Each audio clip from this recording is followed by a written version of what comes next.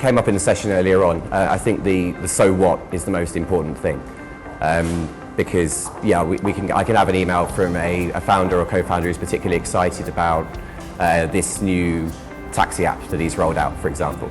But in a situation where there's already 14 or 15 taxi apps in Nairobi, I mean, what I'm interested in as a reporter is, you know, why do I care about that? You know, I already have Uber, I already have Easy Taxi, I already have Maramoja. Why is this latest rollout particularly relevant to me? So I think that's the most important thing. I mean, telling me as a journalist why I should care, and telling me as a journalist why my readers should care about what it is you're rolling out. So don't just approach the reporter and say, I've launched this new startup, it's great, this is what I do.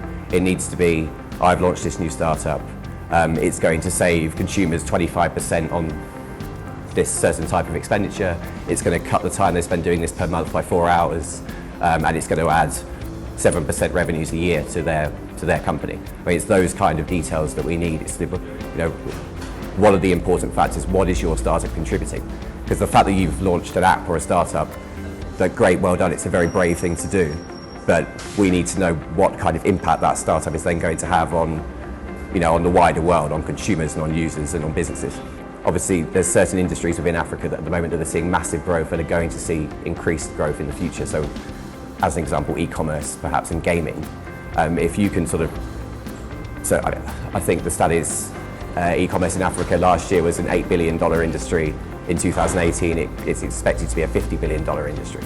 So if you can sort of manage to insert yourself into that overall larger narrative and make yourself part of a bigger ecosystem play, if you like. And then it becomes, yeah, it's about your product and about your startup and about how exciting you are, but then it's also about how you're fitting into wider Africa, wider ecosystem factors and the wider growth of the continent, because that is also part of the story at the moment.